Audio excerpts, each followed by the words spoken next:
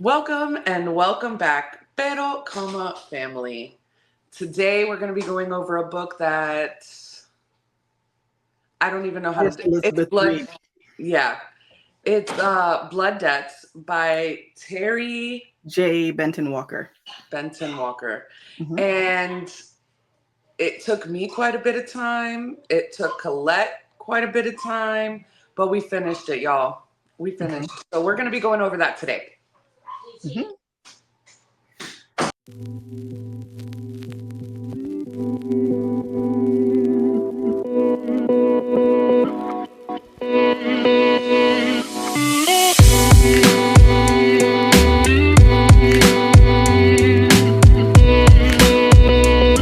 Right. So a year ago, Colette brought up, she was like, "Oh, this book, let's read this one and do a review on it." I said, "Okay." Not, and the year before that is when Colette picked up the book and started reading it. Yeah. So together, we've been working on this book for 2 years, Yeah. and we finally finished. Yeah. So After all that hard work, we're going to talk about it. yeah, yeah. It to me, it definitely, because in my little journal that I just got.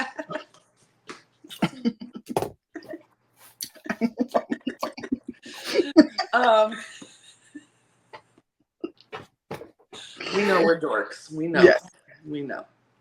Um, it asks you, it has like a little prompt for you to tell, like, let me just give you an example. Quick opinion of this book, and then it gives you some prompts. Hmm.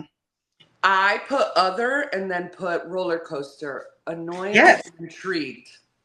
Because I was annoyed, but I was intrigued enough to slowly finish the book. Yes. Yeah. It was, oh God. The, Yeah. the main character was just a teenager. Yeah. Well, it is a young adult book, everyone. It is. And the main characters are Chris and Clem. So the main characters are Chris and Clem, and they are twins. Mhm. And this is set, I thought it was a little bit back in the day, but Colette kindly No, that's informed like me. 2021, 2022. Yeah, it's present day. So they live in an era where magic coexists with non-magic. Hmm. There's government officials for that. They have like a whole government agency for MASC. magic. Don't ask me what that means. I know it's magical something. Yeah. But yeah. Um. So Chris's family, Chris's great grandmother used to be the queen of this Grandmother. grandmother. What did I say? Great grandmother. Yeah. Well, grandmother. And guys, if some of the facts aren't right, just know that It's been I 2 years. read, yeah. Anyway, we digress. Oh, Continue. interesting that you should have that cup when we discuss what we need to discuss. Continue. So, Please show them the cup so they know where we're going. Mm. Hmm. that actually was not on purpose. So, Chris and Clem's grandmother used to be the queen of whatever the government's called for the magical people. She was super powerful magically and trained her daughter, which is Chris and Clem's mom, in the ways of the magic. And Hmm. then they in turn taught Chris because she is the firstborn and she's going to be taking over the seat. Hmm. Their grandmother got set up for the murder of the mayor's daughter. Hmm. And because of this, they killed In the her 80s. in the 80s. Hmm. They hung her, right? Or the No, they grandfather. beat her. They hung the grandfather. Yes, Yeah. that's right. She ends up dying on the crossroads, which plays into effect later on. Crossroads, crossroads, crossroads. Welcome to the crossroads, so you won't be lonely. Okay, continue. Boom, boom, boom, boom, boom, Right. boom, boom, boom. Okay, so We're back. okay. So from there, the grandmother's best friend, Mm. Lenora, Right. takes over the seat. And from there, everything just gets bad for Chris and Clem's family. Now, this is in New Orleans, right? Or Correct. Louisiana. Okay. They are owners of a bourbon factory who's been Mhm. around for generations. So Chris and Clem's family has been very well off until all this bullcaca started happening. Mhm. So now we get into it. It starts off with annoying ass Chris. Her name is Christina. She really is annoying, guys. Chris is the type of teenager. Chris is the teenager that you be looking at on TV and you be like, why don't you whoop her? She one of them. I wouldn't say whoop. I know if I acted like Chris, coming from the family I would get the look like, are you dumb? What is wrong with you? I wouldn't even get a look. You I just wouldn't even get a look. But you know. You would already know they're thinking you're dumb. Like Just a shoe, just a seal in the ear I come. a chancla flying across the room. Say it again. I'm so sorry. Didn't say anything to begin with. It's on your face. I didn't say anything. My face is my face. We did grow up in different households, y'all. But it's Caribbean, and apparently all Caribbean people have suffered the same treatment.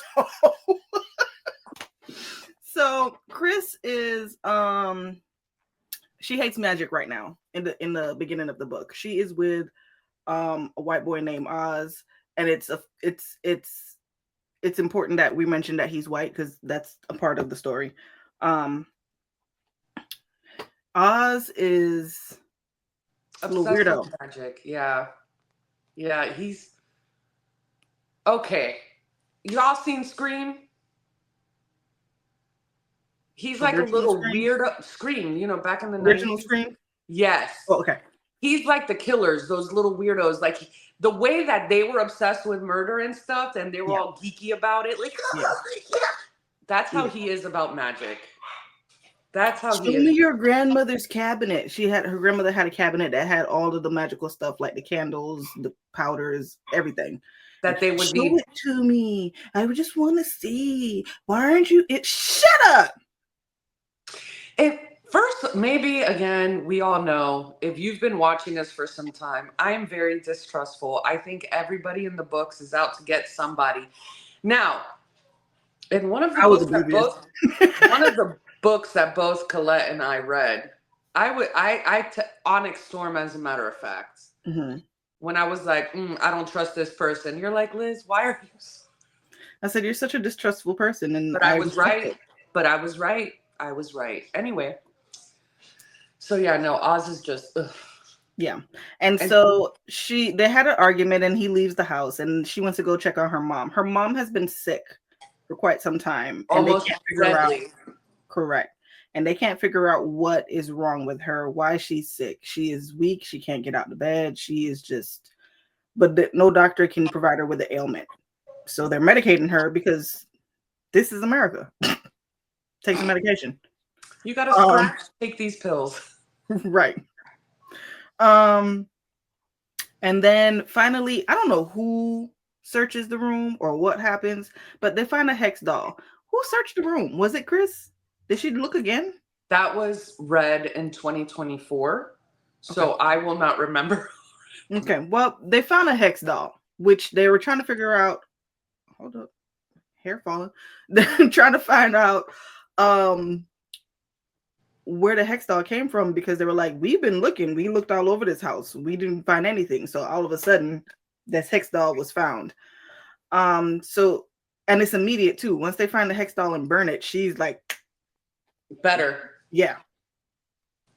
Now So she gets stronger as time goes. So it's not right. like the Hex doll got destroyed and then all of a sudden she's Yeah. all perfect. But she basically yeah, Yeah. it's transformative. Pretty much. So she goes to Clem and she's like, "Hey, I cured Mama." She didn't say that, but um, we need to go get our aunts. She has 4 sisters I because it's 5 believe total, right? so. Or it's 4 of them, I think. Yeah. Because it's the mom, the Yeah. one that owns the bar, Ursula, Desiree. the one that works as a show person, and the one that has the baby. So 5 total. Is Yeah. it? Yeah, because remember one works in government. Oh, I don't remember that, but Yeah, you she was a very small part of the book, honestly. So okay.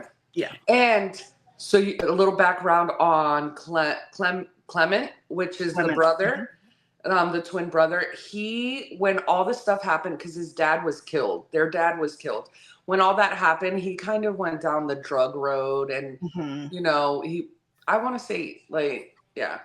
Went into depression, and then to help get out of his depression, he started reading books. Which, honestly, you needed to find something else because the amount of times in this book that you folded these pages and threw a book down somewhere, the disrespect.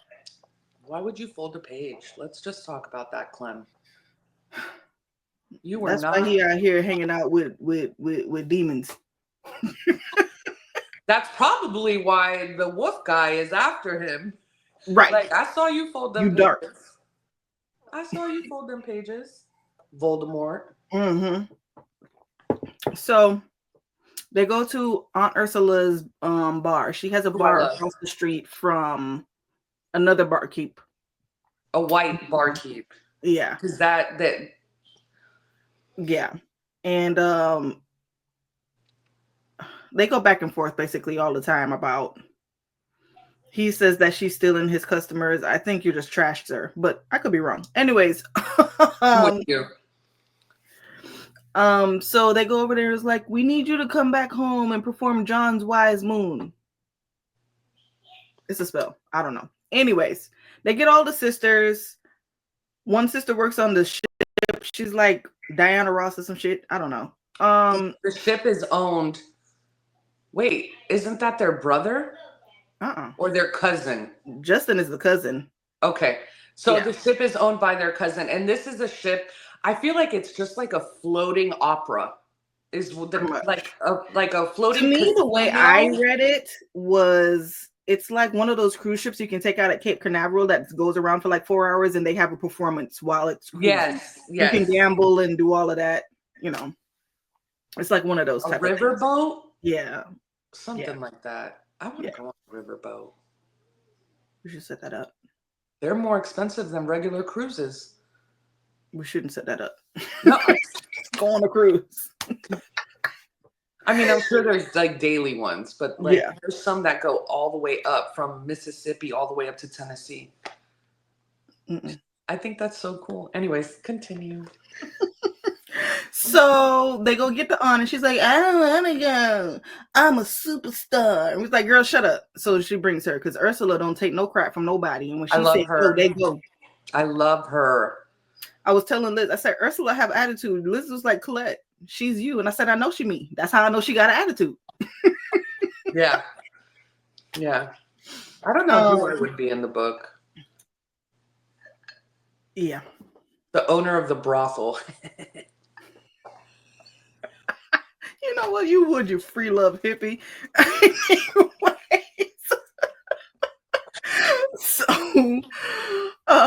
So they go back and they do John Wise Moon.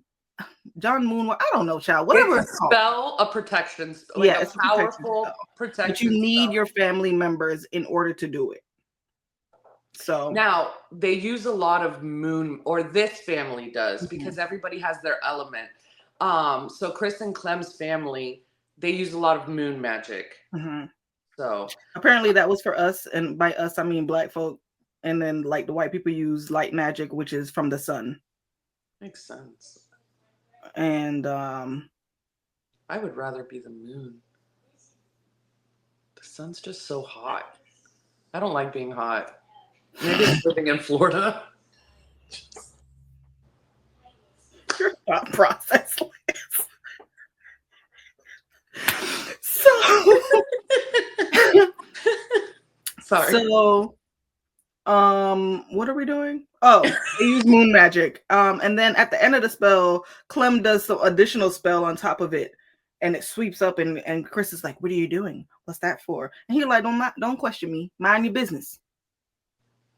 So this is the first inkling that Clem knows some stuff that he ain't telling nobody. Because he was never taught. Remember, we were having this conversation the other day. He was never taught.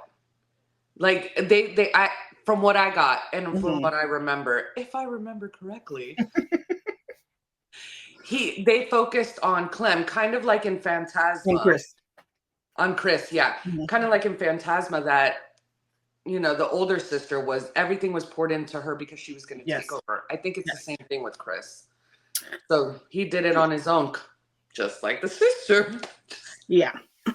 And so they go from there. What happens? Clem is basically trying to get Aunt Ursula to come back. They all used to live on this compound. Like, that's how big the estate is. Like, all the aunts used to live there. And Clem was super close with Aunt Ursula. And he was like, "Hey, why don't you come home? You just ditched me. I feel so lonely." Because he's a little needy ass little boy. He is.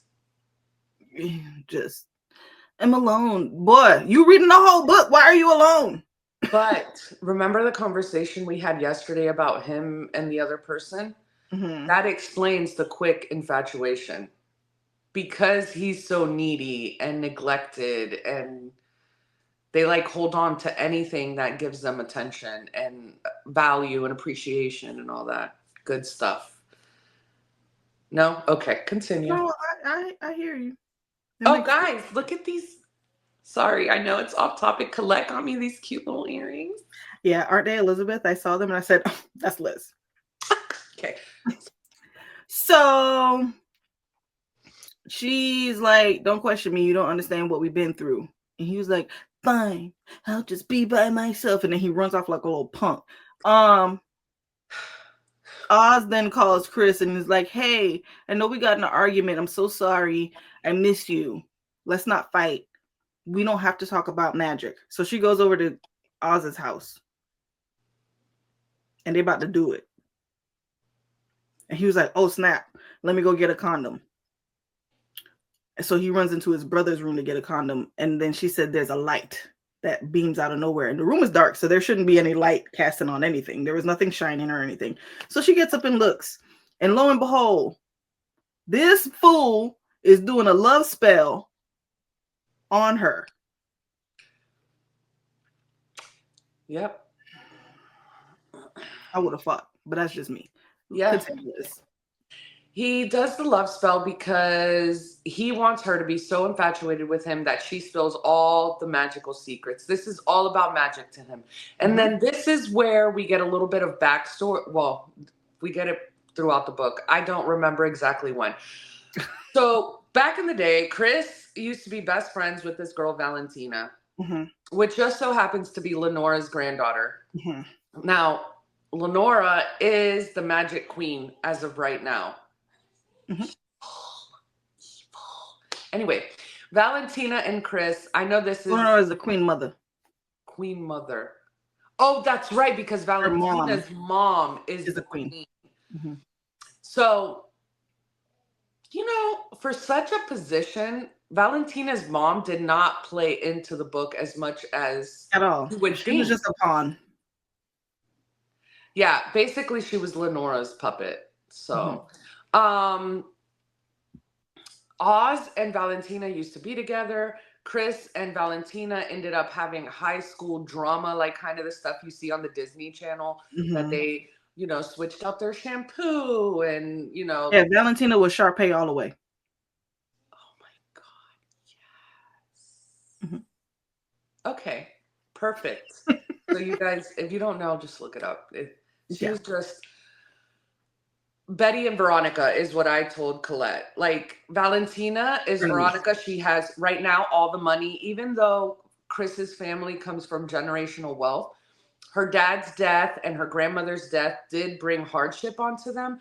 That if did they sell? They were talking about selling. No, they sold the brewery.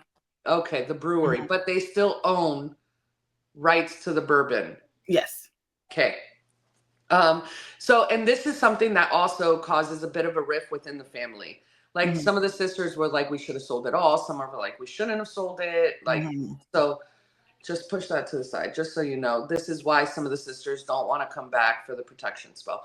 Anyways, so Valentina and Oz set up for Oz to kind of play Chris to get more magic information. But Oz ends up really liking Chris, but does not forget about his mission. So does he really like Chris? He just ended up liking Chris more than he liked Valentina. That kind of hurt Valentina. She's a biznatch. Yeah. You know, so Valentina throughout the book, she pops up here and there because she has a very close relationship with her grandmother. She wants to be like her grandmother in every sense of the word, from the way that her grandmother lives, the way she dresses, the way she acts, everything. Valentina's grandmother, Lenora, does not like Valentina's mom. That's not her daughter. The father is her son. Yeah, Lenora's son. Which that's when you realize that Valentina's mom is just a pawn for Lenora. Right. So this, and Valentina's parents are constantly fighting. But she's constantly going over to her grandmother's house. And her grandmother is pouring into Valentina for Valentina to be as effed up as she is. And to take over the throne.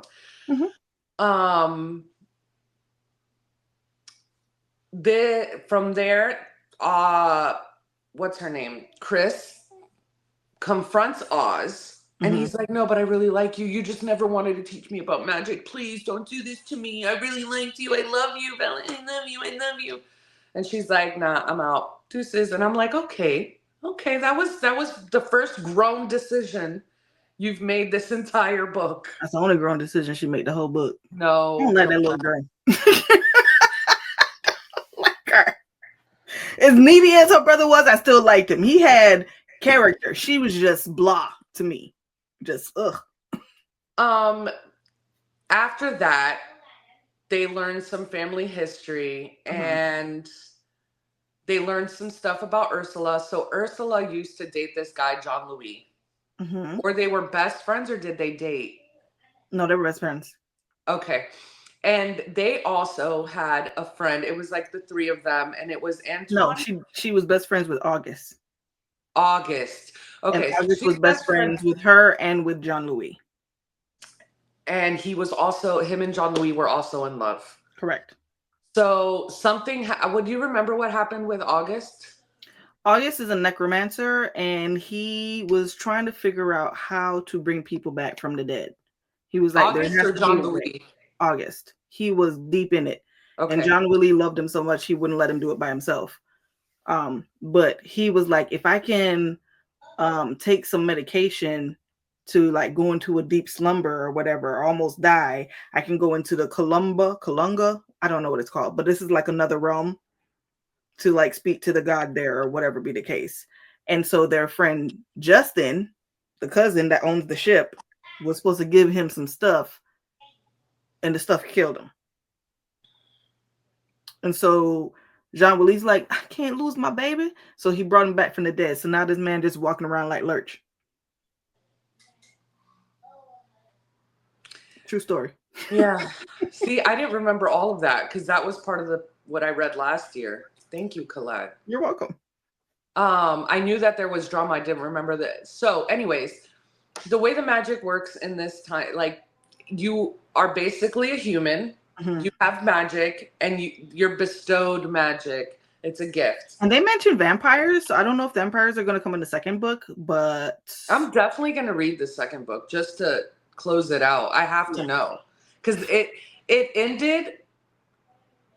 If you guys watch The Walking Dead, which I only watched the first season, it ended like a Walking Dead episode. Really, the book was like a Walking Dead episode. It started strong. In the middle, it's just a whole bunch of like, what are we going to do? What are we going to do? Yeah. We don't want to die. What are we going to do? Yeah. And then in the end, it's like, poof, and now you're hooked for another episode. That's how this book went. Pretty much. So throughout the book, it's Chris and Clem trying to get the sisters, trying to figure stuff out. Now, Ursula did you already say about the bombing of the bar? No. So Ursula, Colette mentioned that she has beef with the guy across the street. He's a little racist punk, says that Ursula's stealing all his business. And Clem, if I remember correctly, gets tired of it. And no, Clem went to go be needy again to his auntie's bar. And I don't know how many times somebody got to tell you they didn't want to hang out. You ain't gonna tell me one time. I'm not coming back, but I digress. He goes to his auntie's bar, and he's looking in the window, and he was like, his aunt is talking to someone, but he doesn't see anyone. And they're like, hold on, girl, you losing your mind? What's happening? So he comes in, and then finally he says he hears a voice, but he still doesn't see anyone. And he was like, who are you talking to? And she was like, nobody. And then all of a sudden a man appears in the chair. And this is Black Wolf? Red Wolf? Blue Wolf? Black Wolf, I think. It's a color and wolf. Pick one. So not a good guy. Yeah. I mean, and the way you can tell if they're a god, they have a sigil on their hand and it lights up. Yeah, so it's like you're human and you're gifted things, and depending on how you live your life, right? Then you become a demigod as a god. Yeah. Like once you pass away, you become a god in this religion or in this spiritual realm. Yeah. That's as much. They didn't really go into detail. Yeah, I didn't understand that. It didn't make sense to me. And is Papa Ishu the main god? He's the one that I would say he's higher up. Yeah, than most of but I think the gods have, kind of like how you have Ares and Hercules and all of that. Ares is clearly higher than Hercules, but they're still in the same realm. Like, yeah, that makes sense. Yeah. So yeah, once the mom wakes up, they're all trying to get the family together. So they did that. And then so we're at the bar and he sees them and he was like, she says, don't worry about it, Black Wolf. I'll just figure out what I need to do. And then Clem was like, what are you talking about? What do you need to do? And he was like, she wants me to take care of the barkeeper across the road. He was like, do it. I'm sick of them. And his son is a brat. His son, little backstory, used to bully Clem. And then he set up a fake profile and was talking and catfishing him this whole time. And then they were supposed to meet up. And when they met up, they realized it was him. So the little boy gay, okay? And he don't want to admit that he gay. So he would bully Clem because he's gay. And, that's what kids do. I like you, so I'm going to bully you. Leave me alone, bro. Mm-hmm. So it wasn't good because Clem was like, oh my God, I told you all my deep, dark secrets. How can you do this? Running away. And he runs away. And so he bullied him even more. And then they go to the same school. And so he was like, and that's why your little punk ass daddy died. That's what the little white boy said. Mm-hmm. And Clem was like, hell nah, ho. And whooped his ass. I mean, that's what happened. And he said he blacked out. He was like, he said something about his dad and he blacked out. And it turned into a meme. And the little white, I can't remember his name. Zachary, I think his name is. They carried him out like he was almost dead. He was pulverized. Yeah, he got his ass whooped. And they turned it into a meme for medication. Like, if you can't sleep. I was like, oh. So ever since then, he hated Clem. And I was like, but Clem didn't do it. But he thinks in his mind, Clem is the one that did it. Yeah. It's high school suicide, basically. So I'm a popular kid. You can't do that. So, And then he goes off with his mama. Now that we're talking about it, there is a lot that happened in this short book. Yeah, but you don't experience it. You're told it. Yeah. It's not something you're reading while it's going on. They're telling you a story. So then Clem was like, I don't like him. Go do it. And then a little while later, you see smoke coming out of the building and people are running out the bar and then it explodes. Clem. So you made a deal with the devil. And his aunt told him before he made the deal, she was like, nope, You got to be mindful of that. There's always repercussions for making these type of deals with these gods. And he was like, I'll pay whatever it is. You're going to see what that payment is. Continue, Liz. Immature thought process. You're going to see what that payment is. Go ahead, Liz. So during all of this, Chris is, here's what's making her annoying. She did a spell that was to right the scales because her family has been, her family has been wronged. Me remembering stuff. I'm so proud of myself. Please continue. Right? Thank you, Colette. So the scales of justice, which is a spell that rights the wrongs that were done, because remember, she's been going through so much crap with Valentina. Right. And a little bit after the scales of justice spell that she did, her dad dies. Mm-hmm. So throughout the book, the investigation that they're doing is trying to figure out who killed their father, right, and what really happened that caused her grandmother and grandfather's death. Right. To keep everything simple, we find out that Lenora, when they were younger, set up Chris and Clem's grandmother along with, she did it with the mayor's wife. Mayor's wife, correct. Eveline. Who is a mage, I think? Eveline, I think she's a white mage too, because she's part of the magic government. Yeah, she's the one, the white people that do the sunlight magic. Yeah, stuff. and so her husband is running for mayor throughout the book. And he wants regulations when it comes to magic. He does not believe, he believes and that by regulations, they mean on black people that do magic. Yes. Yes. So they want magic to still be able to be used by who they choose for it to be used, correct, how they choose for it to be used. So whereas to a white mage or someone from their side of the magic pool, they have certain regulations, but then from the moon side of the magic, they have even more like they really regulated it. So anyways, when Chris isn't doing her investigation, she finds this girl. What was her name again? Aurora. She finds some information about Aurora and that she somehow was in contact with her father. So she's looking for her and looking for her and looking for her. And Aurora is powerful. Yes. She's able to do moon magic without props. Yes. And she finds this out because she goes to the girl's Instagram. Why? I thought it was back in the day and the girl had an Instagram. I don't know, y'all. Anyway. That threw me too. I was like, was I not paying attention? They on Instagram doing magic? I was like, so everybody know? And then I'm like, well, duh. They're literally protesting magic. So I was like, duh, Colette. So she finds her Instagram and watches this girl literally pull magic straight from the moon on the beach. And she's like, I need to find this girl. This girl, Aurora, also comes from a long family of magic. Her father was on the council, the magic council. And when he passed away, her brother took over the seat. So Chris is on this mission to find this girl, Aurora. Now, she finds out that she's in this mental hospital. When she goes to see her, she's like, somebody did a hex on her. She's like basically a shell, and she's inside her body. I just pictured her like her sitting there, but inside she's like, let me out, you know? Yeah, she's just in a catatonic state. Yes. So Chris realizes this, and she's like, I have to help her out. I need to figure it out because this girl knows what I need to know to figure all of this out. So while Chris is doing that, Clem is doing his own research and comes into contact with this boy named Eves.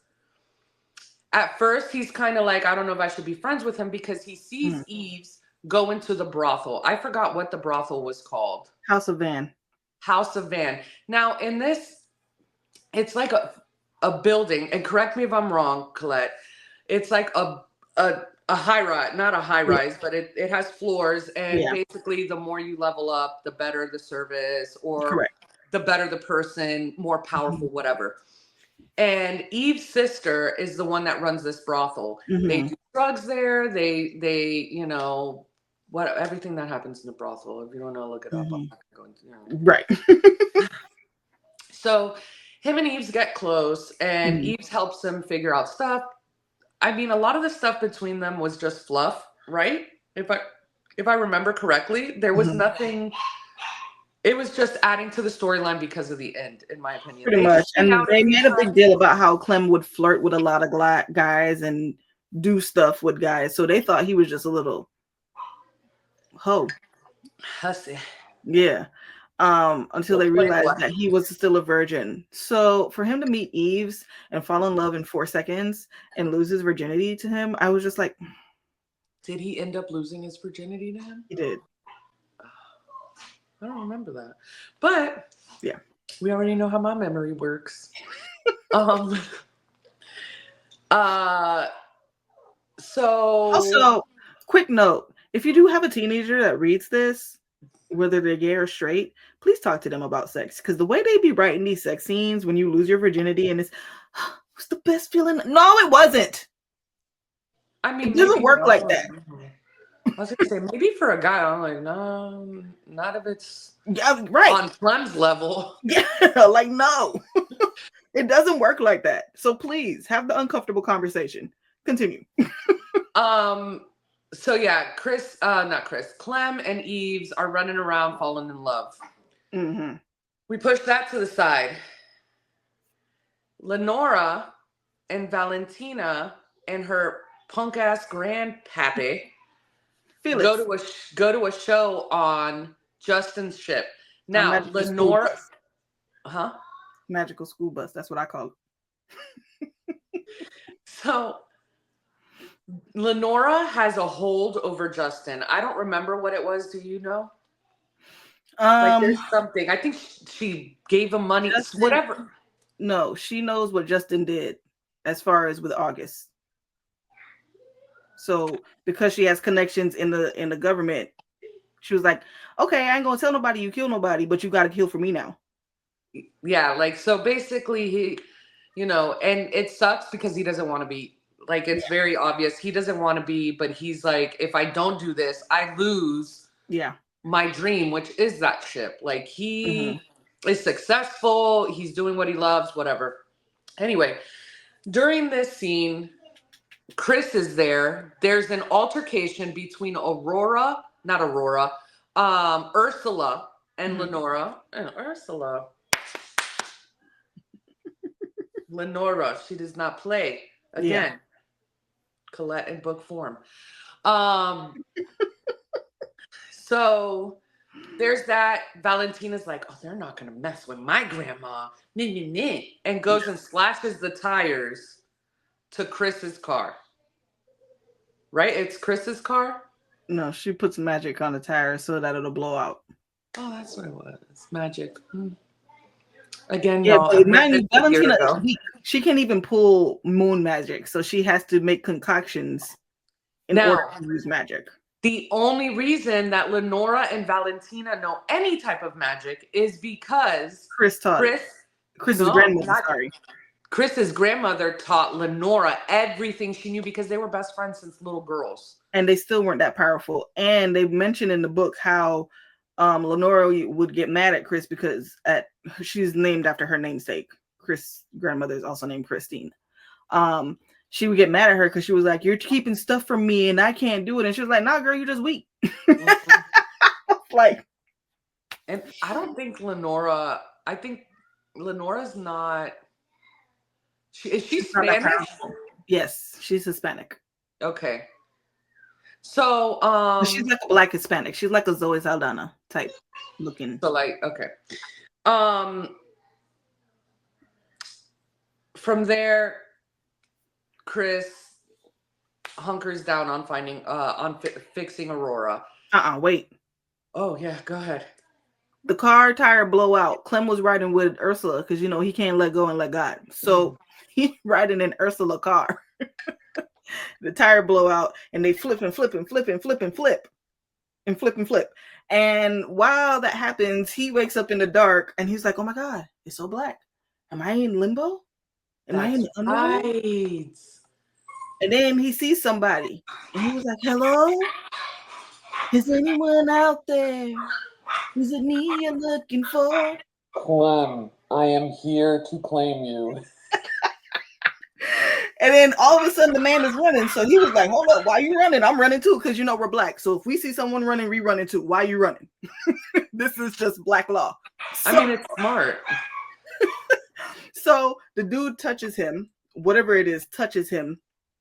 And he's like, he feels cold. And then he's back to, and he's in the hospital room.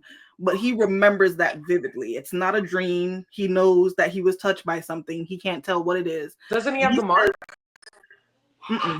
No. But he says that the guy is all black, like sable, almost glistening. And it's a male.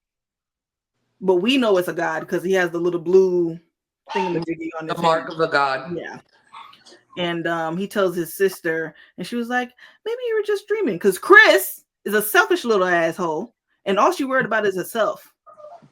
The man just told you he was in the underworld. You telling him he's dreaming. That's very specific for a dream. Yeah. You need to go to therapy. You can't come in the house like that, and you need to be exercised. I just don't think she wanted to deal with it. Like, she was like, ugh, I have to do all this stuff. I don't want to deal with that, Clem. Figure it out. Yeah. Ugh. And what I didn't like in the book, well, I mean, I understand it. What I didn't like is she becomes very vengeful in the book. Like, she's just mad at everyone. So, like I said, I understand it, but I'm just like, at the same time, I'm like, you got to calm down. Like, to me, the things that have happened were not that big of a deal. But for her in high school world. Oh, you're talking about the beef between her and Valentina. Yeah. I'm like, girl, they killed her grandmother and they hexed her mom. You don't even know your grandma. You don't know that lady. You seen pictures. Colette. Take it to the courts. So anyways. Clem is annoying throughout the book because not Clem, Chris, because she thinks that the scales of justice killed her dad. So she thinks it's her fault, which is why she turned her back on magic. Yeah. And she's trying to do all this stuff without magic. Well, her first work of magic is she gets this super hard spell and she's like, I'm going to uncross. Oh, that's what it is. Aurora was crossed. So she's like, I'm going to uncross Aurora. So she sneaks into the little nursing home and goes into Aurora's room, sets up everything for the spell, does the spell, and Aurora starts going nuts, screaming and levitating off the bed. Once she started levitating, I would have been done. Yeah. I mean, but I guess they're used to that being in the magic world. Like, that's not uncommon for them. I'm glad to hear it. But I think I'm with you. I've been out that window. But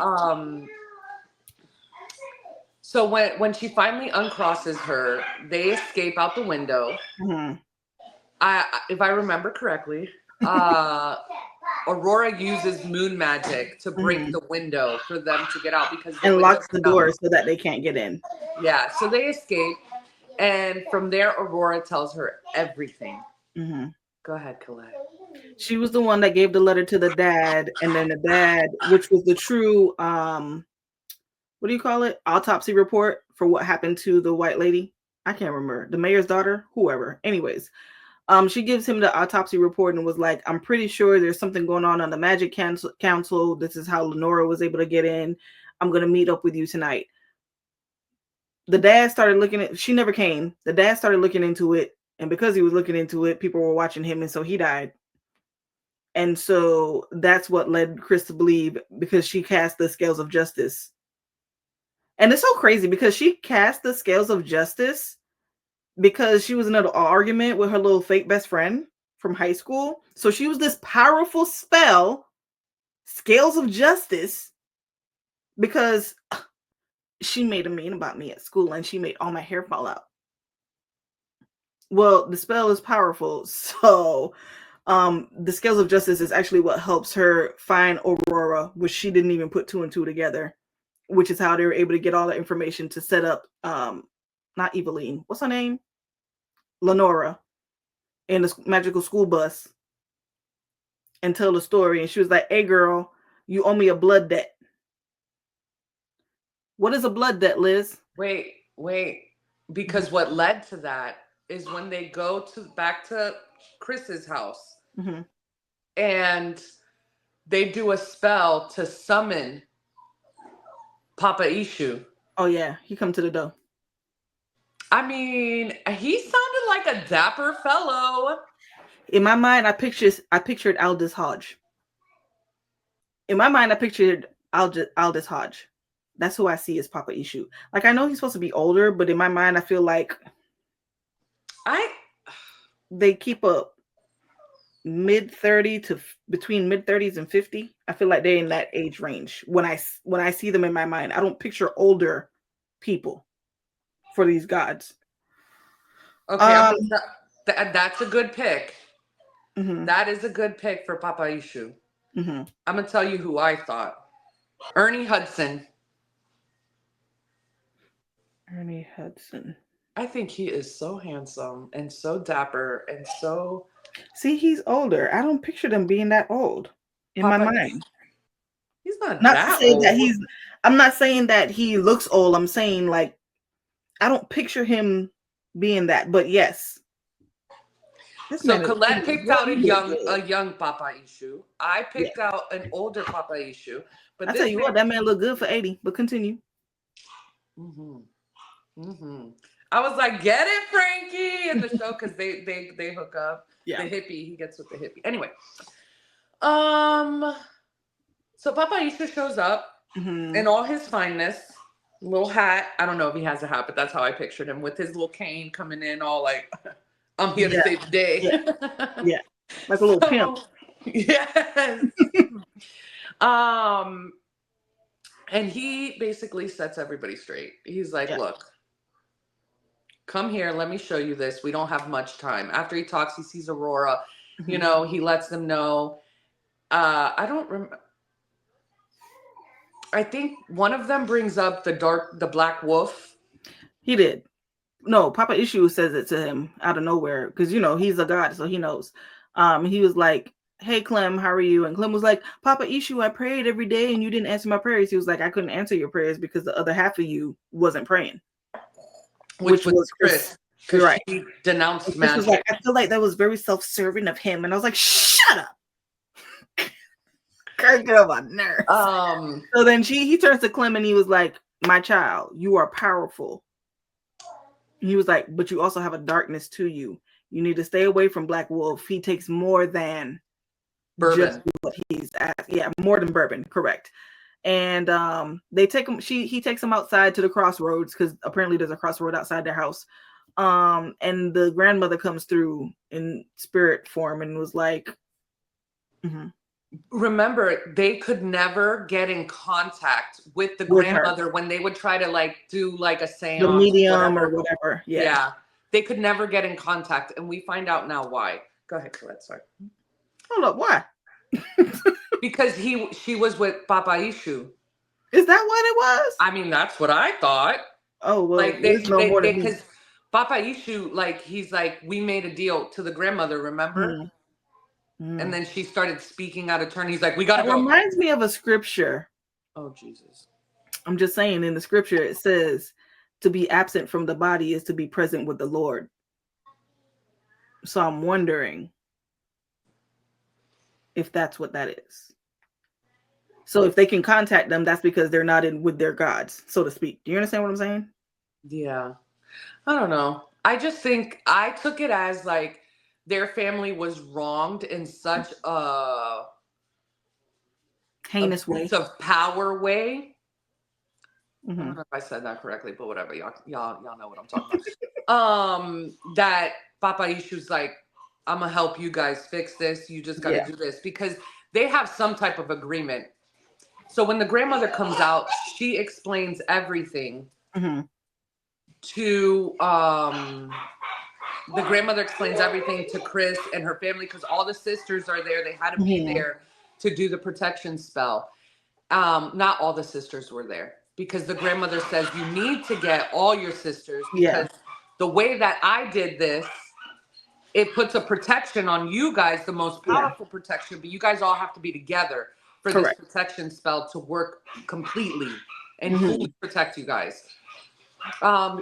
And that's why the hex doll that the mama had on her, that's why she didn't die from that hex doll, because she had the protection. Even though she was separated and not talking to her sisters, her grandmother was so powerful that it still protected her. So even if she had her, so if she had had her sisters, that hex doll wouldn't have worked at all. And I was like, dang, that's how powerful the mother is. Lenora could never. Never. So the grandmother explains everything that happened and explains to them what to do with the protection spell. She starts to speak more in detail about stuff, and she's like, we made a deal, let's go. Yep. And the crossroads where they went is a very powerful point, because it is the crossroads, and that is where their grandmother died. So that's why he took them to the crossroads. And so then the next day, Eves goes on a date with Clem. I don't know why I was about to call him Julian. I don't know where that name came from. Clem and Eves go on a date, and they were like, "Oh, let's go to this what do you call it? Museum about magic." And they talk about all this stuff, and it basically shows Papa Ishu, and he was like, "Oh wow, I met him last night," but you know, he's not telling people that. He's just thinking in his mind. And then they leave up out of there, and they're walking to the car. And wait, because we didn't even go into how Clem went to John Louis' house to try to get more information before they met talked to their grandmother. They went to John Louis' house to see about getting information and all that. While he went there was a white van or truck just idling down the street watching. And Clem was like, who is that? Oh, well, whatever. Goes and talks. That must have been one of the parts that I was skimming through. Yeah, because this comes when what you're about to say, it comes into effect. So he goes to John Louis' house. He finds out about August and all that stuff. And then John Louis' like, I'm not helping you guys. I have my own shit I got to deal with. Like, y'all got to figure that out on your own. I don't know what to tell you. I'm not helping you guys. So then he goes, and then they go on the date, and go ahead. Yeah. And so when they leave the date or whatever, they're sitting there being all lovey-dovey and just dumb. And so I don't know. Here's the thing. Again, this is not a bad book. It's just juvenile. And I feel like I'm too far gone, because now I'm looking like, shut up. But I get it. So they're in the parking lot, alleyway. I don't know. I read it as an alleyway. Apparently it was a parking lot. I thought it was a parking lot. And he was like, because of the protection spell, nothing can harm him. Now that they know that about Papa Ishu. So when the boy runs up on him, the little white boy that was catfishing him, that daddy's bar, his daddy bar. Yes. His daddy bar is the one that blew up across the street from Ursula's bar. Yeah. So he was like, you're doing this to my dad. And he goes over there with a gun and shoots him. And none of the bullets hit him. It ricochets and it hits Eves. And Eves dies. Or is dying. Because he didn't die all the way when he was there, did he? Well, the book said he took his last breath. And then he picked him up and put him in the car and took him to Jean Louise. But before he did that, yeah, the little white boy, his name is Zachary. I'm pretty sure that's his name. Zachary was like, I didn't shoot him. I shot you. Oh my God. And then he runs because he's stupid. Anyway, he puts Eves in the car. He drives over to Jean Louise and he was like, help me. Help me bring him back. No, I'm not going to help you. Right. Yes, just like that. That's exactly how it happened. I'm not doing that. You don't understand what you're doing. I don't care. I'm needy. He's the love of my life. Please. I only met him 4 days ago, but I know he's good for me. I already told you no. That's how the story goes. Then John Louis is like, in his head, he's like, but look at him. He reminds me so much of me. When I was in love with August, the hurt in his eyes I have felt. I can't not help him. Come on in. Let me ruin your life. And so they have Lurch number 2. And then they go to the magic school bus, and Jean Louise helped them get like that's what it is, dog. They come up with a plan first. Because Yeah. now Chris is like, they're going down, all of them. Mhm. Anybody who had anything to do with what happened to my mom or my grandma is Mhm. going down. So they come up with a plan and they go to Justin. They're like, we're going to need you. We're going to need your boat, blah, blah, Mhm. blah. And he's like, I don't know. And they're like, this is going to free you from Lenora. He's like, I'm in. Yep. I'm in. Yep. So Yep. Jean Clem, Louise raises 50 cadavers. Where you get cadavers from? You just have dead bodies hanging around? What? Anyways, 50 cadavers.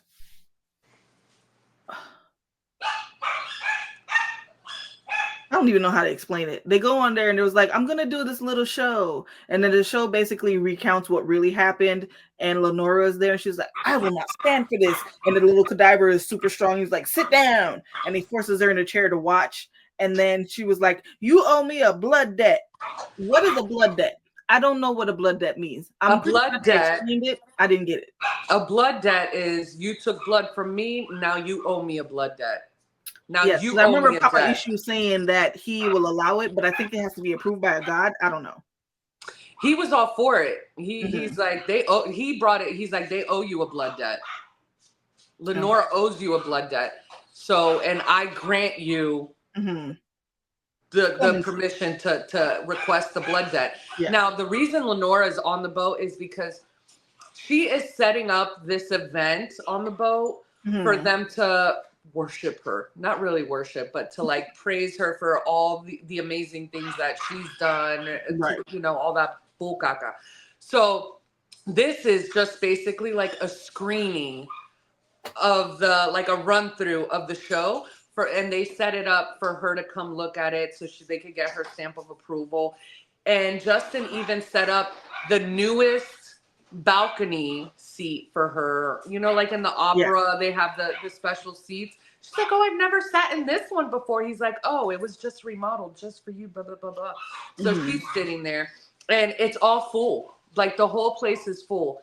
And like Colette said, that's when Chris goes on the stage and she uses moon magic. And the way that it's written in the book, it was actually, for me, it was really beautiful. And it shows you how powerful Chris is because she uses moon magic to illustrate the story of what was happening. Yeah. This is how you know I was skimming the book. Well, I skimmed obviously the whole thing with Eves and this kid, Clem, because I didn't even know it was Zachary who killed him. But so she uses moon magic to describe to illustrate everything that happened to her grandmother and the whole story. Yeah. To show everybody that was there. Now, in one of the other balconies, without Lenora knowing, was Eveline, if I'm saying her name right, Eveline, who is the mayor's wife and was also co-conspirator in the death of Chris's grandmother. Yes. So she's there not only to let her know, like, bitch, we know what you did. We know your involvement, but you're going to see what happens to her and you're going to know that this was okayed by the gods. Like she's just a witness that everything Papa was Issue done. does come on the stage and they recognize him because he shows his little sigil thing and they were like, oh, Papa Issue. He was like, yeah, you gonna die, ho. And then he disappears. I'm telling you, this is Aldous Hodge. Yeah. That's how I pictured it in my mind. I can see that. I think like both of our picks are good. Yeah. So from there, Chris is like, Lenora, you stink ass bitch. You owe me a blood debt. And at that point, all the zombies, because that's what I see them as, they all go and look up into the balcony. They wouldn't even have to kill me. I would have just died right there. My heart would have, not doing it. And then Chris is like, attack. Yeah. Sparta. Literally, she was like, attack. And so they go for her. And she's like, you can't do this to me. I'm Lenora. Nobody now, cares. Lenora's husband was involved in all the shenanigans that Lenora was doing. One of them zombies just threw him over the balcony. Yeah, he did. He cracked his neck, his body, everything. He's dead. The zombies take Lenora and just tear her up. Limb from limb is what she said. So And they Eveline literally watches dismembered her. Yep. And Eveline watches the whole thing. Yep. She is not Clem phased. says how she's flinching and stuff, and Chris is just like, yeah, that hoe. Chris. That's what I'm saying. She becomes very vengeful, and I understand it, but at the same time, I'm just like, I just saw that as her growth. Like, okay, you grew. Like, finally, you're not like, yeah, you're letting, because to me, it's rightful anger. mm-hmm. Like, I mean, maybe that just speaks on who I am. Like, burn, motherfucker. I would have been like, Clem, I'd be like, sorry. oh my god. Ooh. Yeah. No. Ooh. Can I turn around? Like, I wouldn't have watched. I would have been like, with my finger, just using moon or magic. Maybe she was her Joffrey, so she was just like, dah. Yes, that's how I saw it. Like, this woman. So, yeah, Eveline saw the whole thing. Mm-hmm. Then Justin, they all get off the boat, and Justin lets his boat catch on fire to kill all the cadavers. So there's no evidence. And then they make Eveline. Eveline's like, I saw it all. I saw that Papa Ishu gave his blessing. And they're like, okay, so now we're going to the Magical Council and we're fixing this right now. Oh, and by the way, here's Aurora, who was crossed by Xavier, who is her brother, who was involved in he's the one that crossed her and all that stuff. And so they go to Magical Council. He's like, I'm the queen now. Yeah, Chris walking with all the swag with her mama. Like, yep, we're taking over today. And they confront Xavier, and he's like, oh my God, you can't do this. And he was like, hold up, I got paperwork. My daddy said. And they're like, oh, but here's the real Will. Right. But he acts all surprised when he sees Aurora. You're okay. Oh my gosh, she's like, don't do that. You're the one that crossed me. Right. Like, a lot happened in the last few chapters. In the last 10% of the book is where everything happened. It was just world building throughout. That's what I mean about a Walking Dead episode. Yeah, that's pretty much it. So I was just like, oh my God, get to the point. So, yeah. Yeah. But it was only 400 pages. So, I mean. Was it? Yeah. But yeah, that is blood debts. They get their seat back. But then the book ends with Clem holding hands on a couch with Eves, all with Lurch. Like, and then John Louis is like, "Wait, I was able to raise all these cadavers." So he's going down the depot because he was like, "If I can figure it out, then I can be able to go get August back." Yep, and with Clem's help, I could do this. So. And Clem has been hanging out there because this fast forwards to like during Thanksgiving. So remember, this is happening during the summer. So the epilogue is like months later. And so he goes and he takes the oxycodone or whatever, crushes it up with his little pestle and mortar. And this is John Louis. Yeah. And he goes and then he sees a guy sitting there. He's like, hey, who you, bro? And the man said, no. I don't want you. But wait, that's what I'm saying. Do you know how hard-bodied? He didn't even turn around. He's literally sitting cross-legged, applesauce crisscross on the ground by the water, just chilling. And he was like, who are you? And he doesn't turn around. He was like, no, I don't want you, but you smell like him, so you'll help me get to him. And he says, John Louis says, I start running. How can I outrun a god? You can't. So the god caught him. So now I know in the next book, he's either going to be possessed. Yeah, I think he's possessed. To get the Clem. But that lets you know that Clem is also powerful. He just doesn't know. I think Clem might be more powerful than Chris. I think Clem is a conduit. Are you going to read the second book? No. I'm done with Chris. If it was about Clem, then yes. I don't want to talk to Chris no more. I want to see her, talk to her, smell her, kick it with a skate with a nut. I'm like T.I. and ATL. I won't hang with you at all. Gone somewhere. Also, I think Eves understands more than August. August is just he's mute. He's like a child. He doesn't. Because there was reaction in that last he was telling him, they have this thing they would always say, I understand the meaning of life, and they would go back and forth about it. And he was talking to him, and Eves cried, and he squeezed his hand like he can understand, or he's responding. So he has a little bit more I think he's life scared in of him. Clem. I don't know. I Soul. think I don't he's know. scared of Clem now. He's like, what the fuck did I get myself into? Like, I don't love you no more. Let me go. I'm Yeah. tired. Let me die. Like, half my soul gone. I'm over here listening to you talk about nothing. Watching something I don't even want to watch. Right. I don't even like you like that. We can't even hunch. Why am I here? Foolishness. But yes, you guys, that is Blood Debts by Terry Yes. J. Benton Walker. Yeah. I gave it 3.25 stars. I gave it 3.75. Because the end, like, I was like, okay, I'll Yes. read the next one. Liz will tell us about the next one. I ain't gonna I read will. that one. Eventually, one day. I will tell you though, the cover is beautiful. What, of the new one? Of the second book? Both books. Oh, yeah. The covers are gorgeous. Here's, Yeah. Well, hers is black and white, but the color, it has like the purple and the. so No, because I don't feel like they get the full. I have effect. the physical one over there You somewhere. have the physical book? Yeah, babe, on that bookshelf over there, can you get me the book Blood Debts? Let me tell you about my husband. If whenever I say babe, he'll come in the room, babe, babe, babe. That's all I hear from you. It's there somewhere. Blood Debts go down. Down. Right there, yeah. Okay. Oh, it's different. Is it? Oh yeah, that's the initial one that I saw. I think the one that you have is the new copy. But that cover was okay. But the new cover, I'm saying the one that's on your Kindle. Yeah. And then with the color, with the purples and the yellows coming out, We'll put it up. We'll put up a picture of it so you guys can see it. Because me and Colette buy books by how pretty they are. So, but guys, that is Blood Debts in all its glory.